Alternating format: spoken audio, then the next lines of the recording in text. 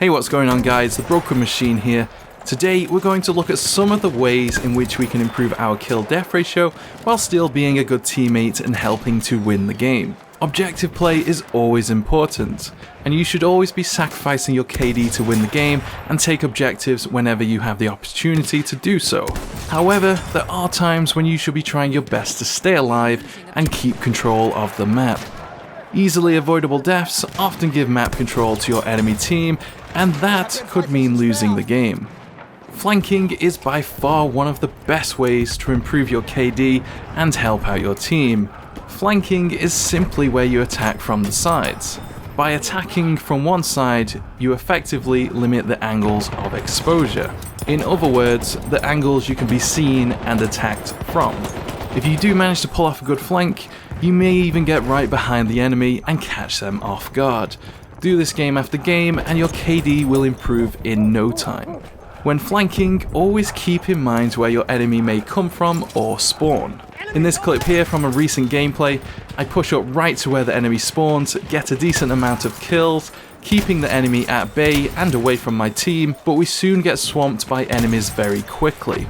When flanking, there is always the risk of being outnumbered, but more often than not, you will get a chance at some easy kills. The risks are worth it, trust me.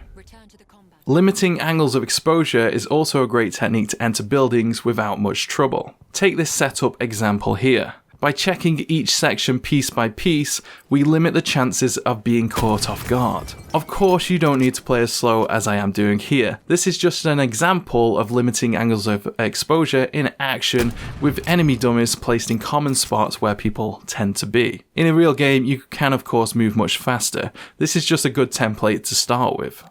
Playstyle is also very important when trying to improve your KD. Battlefield does tend to favour the defensive player.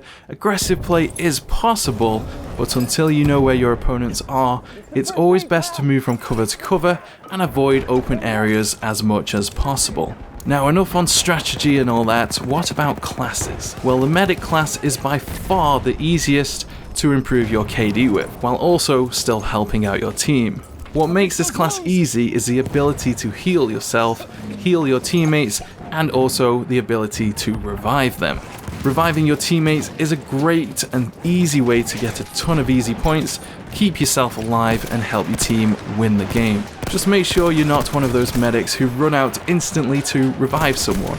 Do check the area first, decide is it worth it, you may get killed yourself, that's potentially 2 players down.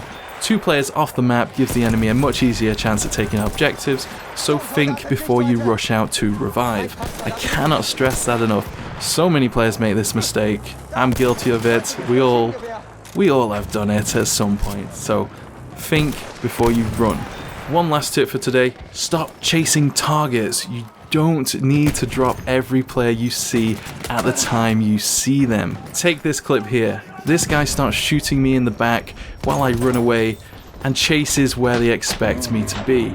I rush back out and get an easy takedown from behind. Highly recommend you stop chasing targets. I'm also guilty of this. I do it all the time. It's so easy to do, but 100% just try to not do it. It's a very simple thing to just do, and it's so hard to just not do it, so try and just be more conscious and aware of that potential to get yourself killed so easily. And that's all for today, guys. More tips to come in the future. For this video, I just wanted to keep it basic, offering some tips that are not just helpful in improving your own KD, but also helping out your team at the same time, because, you know, that's what's really important. So, thank you very much for watching, guys. Please rate the video. I do try and read the comments and reply as much as possible, but the likes and dislikes, they do help me get a quick insight to how good the tips and the actual video is in general. So, please rate it. If you like it, like it. If you don't, dislike it, that's fine. Just whichever you think suits the video. But enough of ratings and all that jazz. Thank you very much for watching, guys. Until next time, take it easy and catch you later.